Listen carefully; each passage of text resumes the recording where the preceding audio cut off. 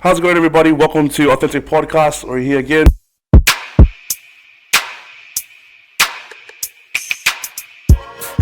Bila Uele, well, one of our co-hosts here today, joining us from the show. How's it going, Bila? Good, thank you. Hi, everyone.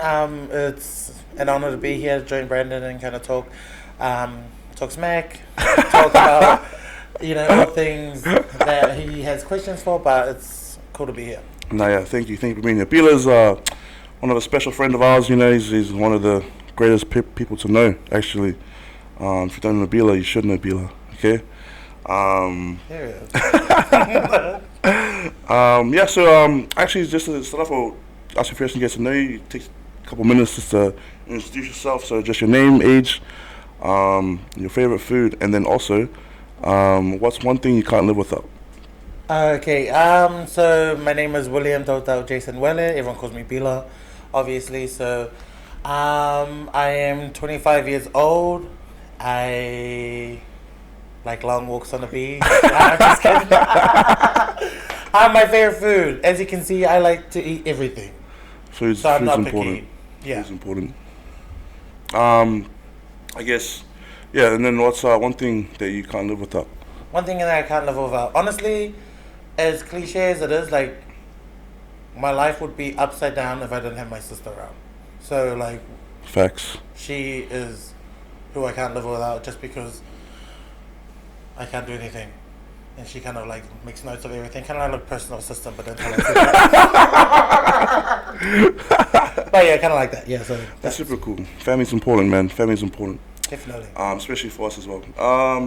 So I guess just give a little background about yourself, Peter. Like, because you're a teacher, right? Is that correct? That's right. Awesome. That's right. So like, just give us a background about you. Like, where'd you go to school? A little bit about that. Yeah. So I went to high school at Auckland Grammar. Started in 2009.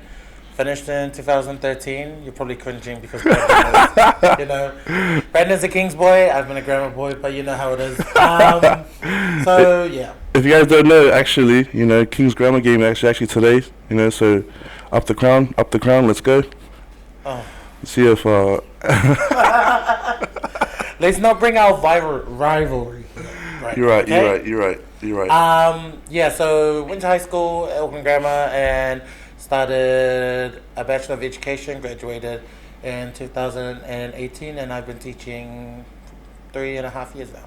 I like that. That's super cool. And you're teaching at which school? So I'm currently teaching in middle school at Pasadena Intermediate, so shout out to Pasadena Intermediate. Pasadena, nice. If anyone doesn't know where that's at, Western Springs. Oh, near Western Springs. Next to Motet? No? Yeah, right near Motet, so in between there. Nice. Good memories of Motet. I guess so. So being a teacher, I guess, what made you really want to become a teacher? And like, have you always wanted to be one? I think for me, honestly, the biggest dream that I had was I always wanted to be like on daytime television. Yeah. Like I used to watch Wendy Williams growing up all the time, and I used to be like, you know what, I want to be the Wendy Williams of New Zealand. And obviously, that's not obviously, but for me, it wasn't a tangible goal to be like, I can go and do that. So I settled for the next best thing was to be a teacher because that's me. I get to be a co-host in front of kids all day long. But that's kind of like the short version of it. But honestly, I love helping people and I love teaching. It's just something that I find that is awesome. And the fact that I get to kind of influence the future generation. I like that. That's amazing. I think that's especially something that we need as well. Like, I feel like good teachers is super crucial to our next generation, and like, I don't know, they just have a huge impact. Because I think when you're like when you're in primary or when you're in wherever school you go to, like, you do have like a fond memory of teachers that you do have. You always go back, man, I remember that teacher. So yeah, my primary teachers, they're pretty cool too. So well, it's just a big thing because for me, it's just like teachers influence everything we do. Like, as much as we don't see it, but not only do I teach maths, reading, writing in my class, I also teach like, how to have good manners, how to be respectful, and like that stuff that you get taught at home. Like for me, as a member of the Church of Jesus Christ of Latter-day Saints, that's stuff that I grow up with, but then some kids don't get those types of things, and I implement that also into my teaching, so that kids can learn that. That's super cool. Yeah, and like, I don't know, like, I've always loved my teachers, and like, they're so important. I think that maybe they're undervalued sometimes. right? You want to say it again? So? Do you want to say it again? No, I feel like. Do you feel that way sometimes, though? Like, do you feel like I don't know, like parent interview? I guess I don't know how it is, but like. I think there's a lot of expectations that come from teachers. Okay. But it's just like, okay, do this, but then definitely undervalued because like we look after your kids exactly. That's from 9 to 3, and we kind of course have an influence of them, and then when they come to us, they're with us like the whole day. Yeah. Like for some families, they're with us more than they're with them. Exactly. You know what I mean? Yeah, throughout the whole day, and I feel like some people need to just actually step back and appreciate that sometimes. You know? Am I not wrong? No, you're not wrong at all. Exactly. Because like they're there most of the time. Even sometimes they get dropped off earlier than they're supposed to be. When teachers are not there, they're at school until like I don't know. Sometimes they have programs that keep the kids there as well. You know, so they're even there longer hours than they're at home. Yeah. And sometimes they get even more attention at school and with teachers more than their own parents. So. Yeah, because like for some kids, that's like where they come in there to escape for their reality. Like for us, we have kids that come to school with no shoes, no lunch, and then we provide all of that for them. And it's almost like I get this the one time between 9 and 3, I can be whoever I want to be and escape the life that I have at home. Exactly. I guess going along that way, like what was that process? Like, how was that process of you becoming a teacher? Like, just for those who like going maybe thinking about teaching at middle school, high school, wherever it is. What's that process? Is it just going to school, right? Basically. Yeah, so there's 2 different ways of doing it. So then if you want to become a primary teacher, they have a Bachelor of Education, and then that's like with a major in primary teaching. Yep. And you learn the fundamentals, but you don't go and learn like English, maths, and reading. Like you learn how to teach math. Like we learn the strategies on, so essentially 5 times 5, you understand that that's 5 groups of 5. So understanding the logic behind it and what's happening with the numbers, and then going from there. And then there are 2 different pathways also we have with high school teachers. Of course, that's majoring in one specific subject. So you might want to study, I don't know, a Bachelor of Arts or a major in Geography. And then there's a 1-year program where you can get a diploma in teaching, and then you can teach right through high school down to primary. Oh, okay, cool. Oh, I guess what would you say would be the best recommended way to go? Or just personal preference, basically? Definitely. I think depending on what age group you want to teach with, that would be best to go with primary teaching, like a 3-year degree in primary teaching. And then if you want to expand your horizons, say you want to go and do something with geography for a little bit, and then when you get like to an older age, that could be like something you can fall back on as all right, now I'm settling down, I've got like 5 kids, I'll do a 1-year diploma in teaching, and then you can teach for a couple of years while your kids are growing up, so you can have the same sort of holidays with them. I like that. Super cool. I guess other than that, we did want to mention you have a current business, right? A brand, right? Yes, so I have Bad and Bougee. Oh, sorry, was you supposed to say? Yeah, that's right. Yes, I have a online boutique, Instagram boutique, called Bad and Bougee, as you said. Yes, sir. Bad and Bougee. So you want to know a little bit more about it? Yeah. So talk to us, like, just give us a bit of background. When did you get the idea? Like, how did it start? Just walk us through that. Okay, so with my online boutique, so growing up, like, I've been obsessed with clothes all the time. Like, obviously, I love wearing clothes. I love putting outfits together. Like, that's just what was my release to kind of get my creative Exactly. fix. Yeah. And I found that that's what I'll do with my sisters and my mom at home. Is that I would be like, okay, like I'll help dress them. I'll be like, okay, these outfits are cute. Get this, and this together. And then I figured, like, my mom and my sister had a hard time finding clothes that were cute and were age appropriate, but weren't like old lady-ish. Yeah. You know what I mean? Yeah. So then what inspired it was I thought if I started my online business, I'll be able to bring that. I'm sure they're not the only other woman in plus size who would be feeling the same way. You know, feeling like they have old nana clothes. So I think that's like, I mean, that goes for like a lot of us, I think, here in Auckland too. Sometimes, you know, like, or in New Zealand in general, like just finding the right sizes, you know, because we're not like we're there's a lot of big people like us, you know what I mean? Yeah. So like trying to find those plus sizes is super important. Well, for me, it's just like some people can make anything work. So with the resources they have, they'll be able to make things work.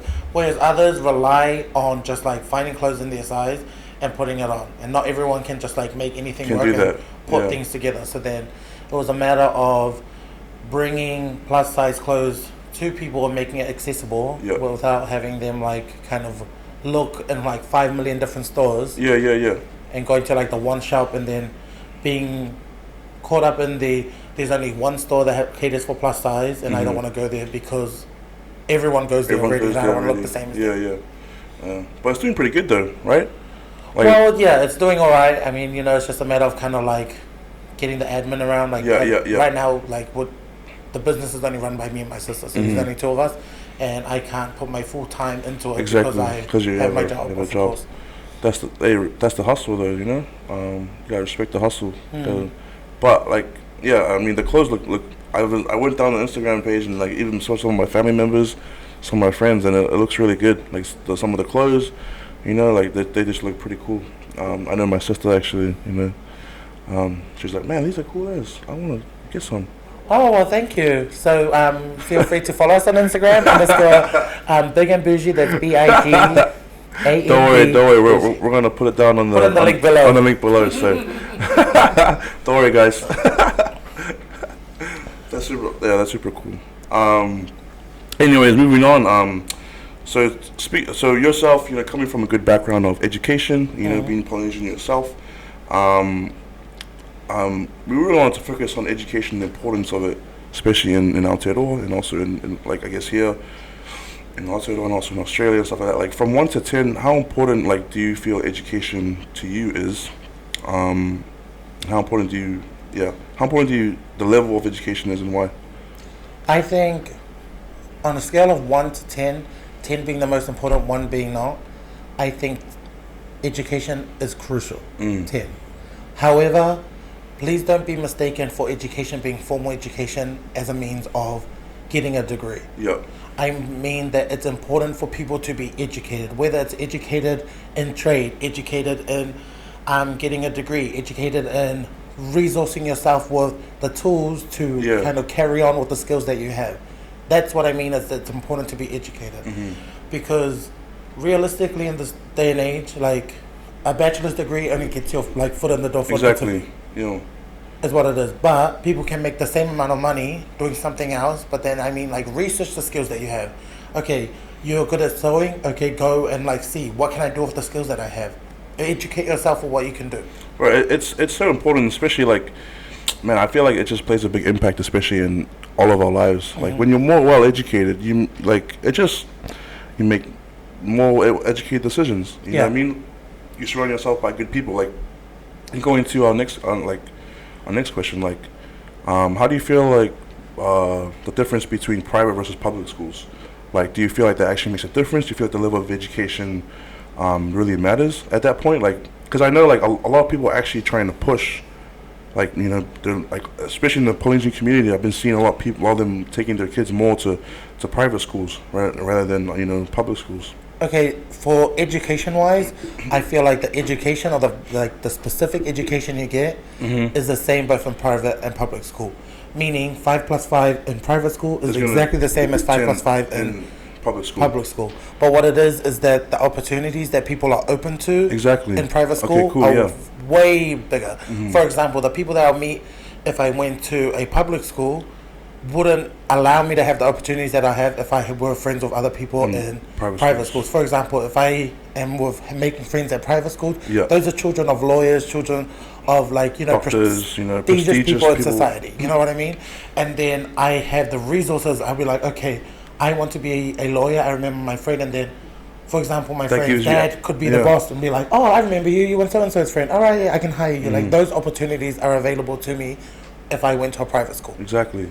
Yeah, I mean personally, like, cause I actually had the privilege, like, of, I actually went to a public school before I went to a private school, so like, it was super cool to like, just experience the difference between the hours, and cause exactly what you're saying, like, I experienced that, like, going to a public school with all my friends and my homies, like, it wasn't, I guess, for me, like, it wasn't really,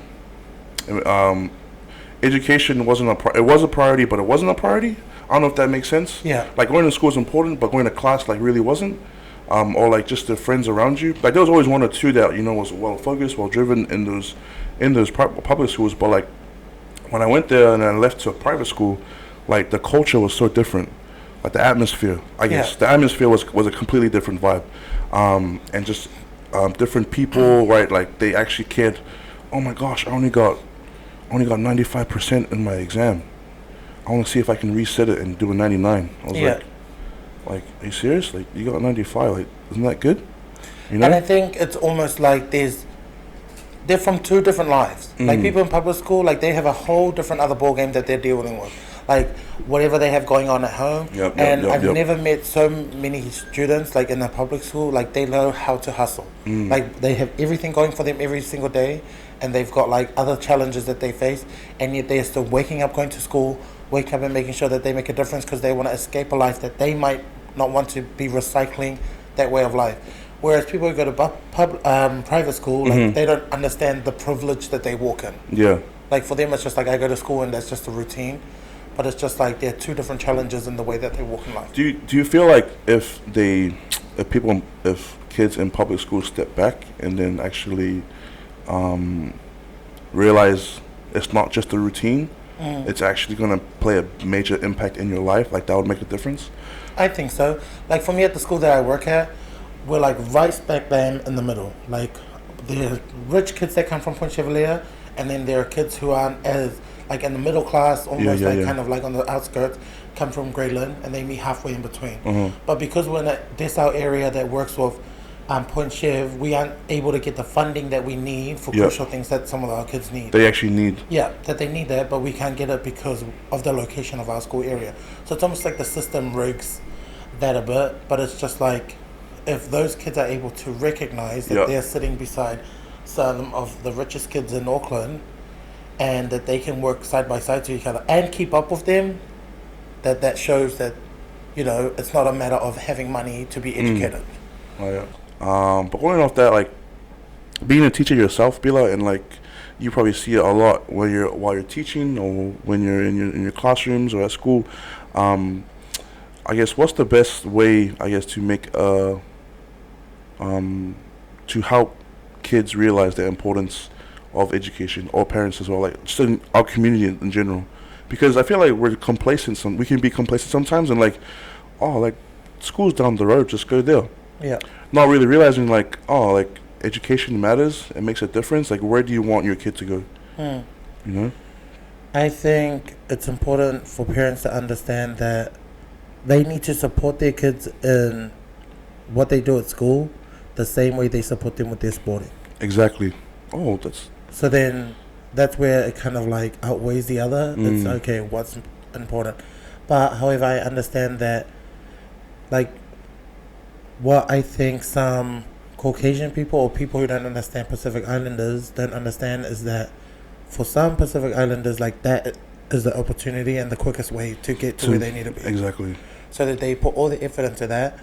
But however, they need to understand that one injury, all it takes is one injury. And then you've got nothing to fall back on. Exactly. So then they need to like kind of like equalize where the priorities are, and they need to be strengthened in both sort of ways of learning, where your sports is equally as important as the education they have. Yeah, that's so true. Like, because we see there's a lot of gifted athletes, obviously, especially in our community, whether Pacific Islander or wherever they are. Like, and then sometimes, and that's, I guess you could say that as well, like with the music industry as well. Like a lot, like it's the quick. I'm not saying that it's a quick way to get money, but like if you make it, you make it. Yeah. Like once you get that one track or once you get that one contract, like you're there. But people don't realize like education can also amplify those type of opportunities too, even if or not you get the opportunity, right? Like, so like even let's say at the end of the day, like when you finish your contract, or let's say when you finish with like making music, like education is always going to be there. We're always learning, right? Yeah. And it just helps out other people and especially their families. Like you have something to fall back on. Right, you have something to go into a career or something to do with your life. I think for a lot of the Pacific Island families who are currently in New Zealand, like their children as like first generation like, New Zealand born islanders. And for some of their parents is they want to help, but they don't have the language to help their kids. For example, when kids come home with homework and they're like, okay, there's a reading text, I need to understand the comprehension questions and make inferences for it. Parents can't like physically help them because they don't have the language for it. So I think what communities need to start doing is trying to equip parents with the correct knowledge to support and help their kids. Because if I'm being totally honest, I've never seen more supportive parents than Pacific Island parents. That's Every true. single game, they're there. That's true. In the kitchen, that's after facts. matches. Yeah. Yelling out after matches, whatever it is, rugby games, always there. Always there. Every single thing. Because they are natural people who want to help. And with those types of things, there's no language needed. Like, I can support my child in whatever language I speak. If it's an after match, common sense comes in. I know that food needs to be prepared. I can cook for it and cater for my family, for whoever's here. Because that's what we do. However, when it becomes a matter of trying to help them with reading and writing or with math, and that's the thing. And that's the thing, though. Like, do you think language is the only problem? Why we're not, as a community, doing our best to support our children in education, or like do whatever they can? Like for example, if I can't read or if I'm not good at math, like, am I willing to take my kid to an extra courses here and there to like make sure they better that specific aspect? I think parents are willing, but then it comes back down to like money speaks a lot for it, Yeah. So and then there aren't like if I want my child to do well, I need to get them a tutor. Tutors are expensive. So what does it become? Do I buy a tutor for my child so they can learn this, or do I put them on the table for next week? So where does this sit? And it's like, okay, that's a good argument right there. Yeah. What can I do? And what is the educational system helping me to do this with? That's why I try to implement, like, for me, I've implemented an initiative at my school called the Pacific Success Initiative, where, like, our lunch times, I get all Pacific Island students to come to an extra class, to, like, with any questions that they have, non-judgment, and then I help them with their learning. Yeah. Because there might be questions that they can't ask or answer in class because they're too shy to talk to their teacher, but I can just, like, relate and understand what they're going through. Yeah, that's super cool. Because, like, thinking back into primary school, like, there's a lot of things that I wish I would have known or I would have understood. Like just with like certain questions, certain things, certain subjects.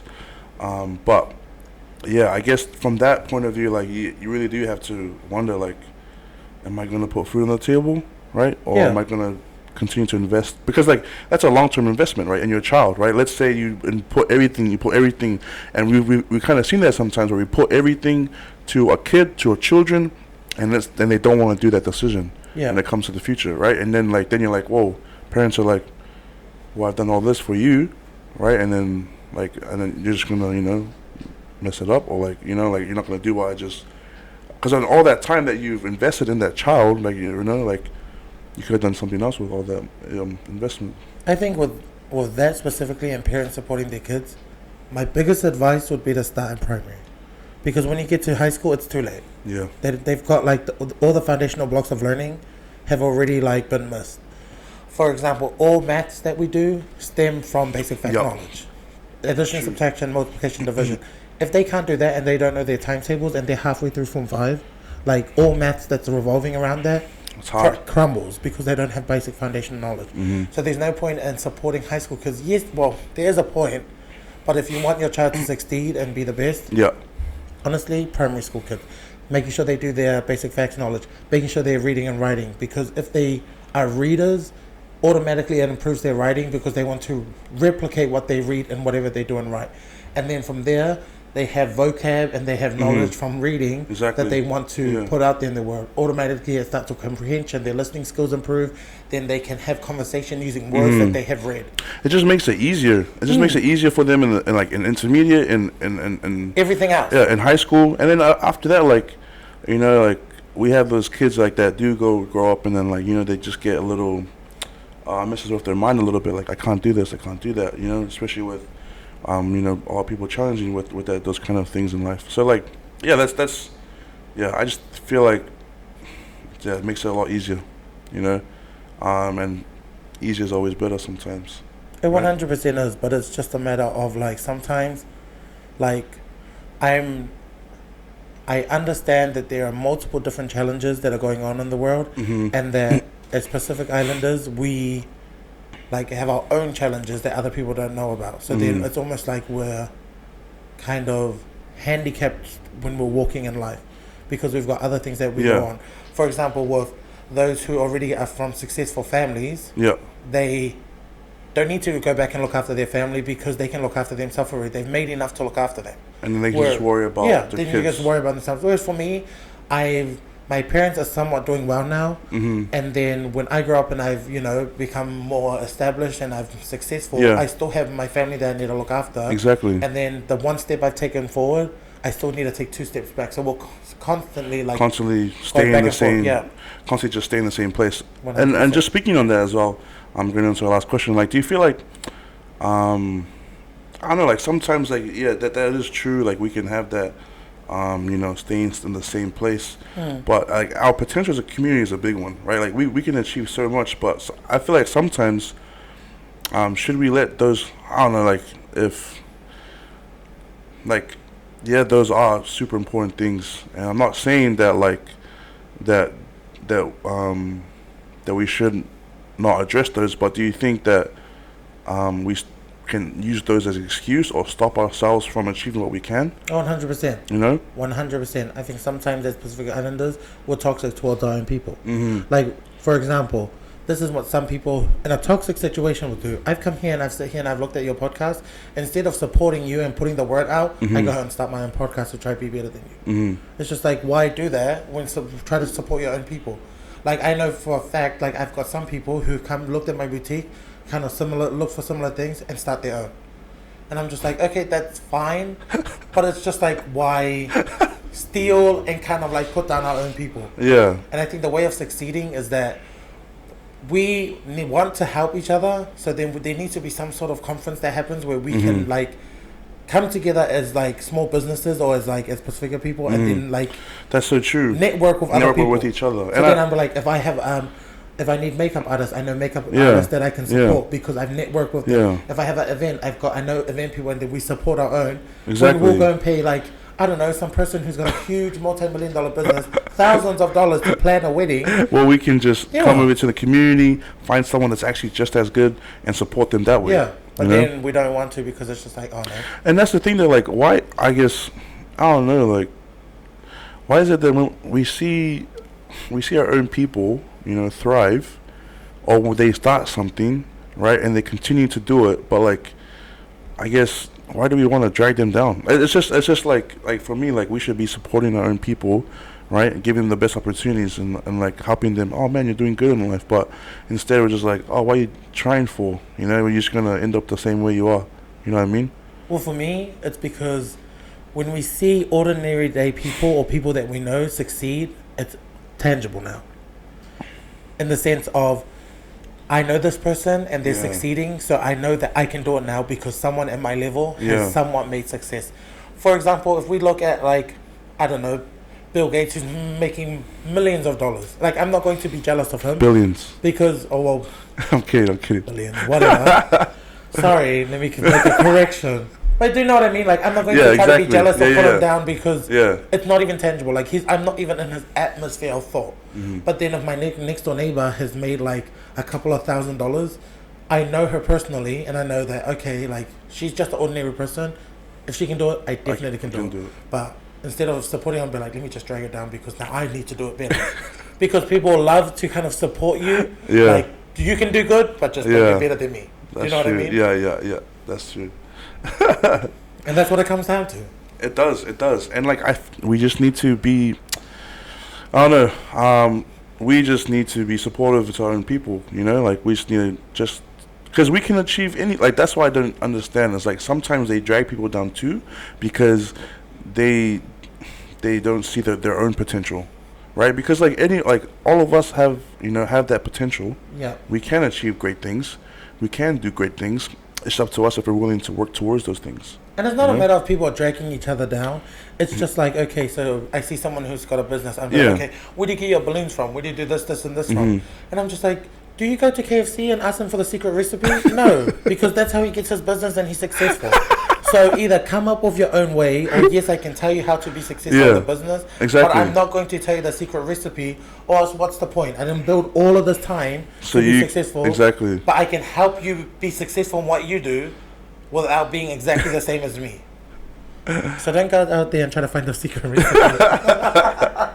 It's that secret sauce, man. It's that secret sauce. Nah, yeah, that's super cool. Thanks, Bila, for joining us today, though. No worries, it's been a pleasure. It's actually a pleasure for us. You actually being here with us today. All your thoughts and your words of wisdom. But again, we're gonna put Bila's business and also his Instagram down below. So if you want, to like, comment, and subscribe, and also to give him a like and shout out as well for Bad and Bougee. Shout out to Pasadena. Right. Shout out to Pasadena. Don't forget to follow and subscribe at Big and Bougee so that you can yes sir have a hot girl summer. Hot girl summer coming out, so everybody gotta coming to you. Yeah. So hot all year round. All 4 seasons, hot all year round. All 4 seasons. I like that. Anyways, thanks guys for watching.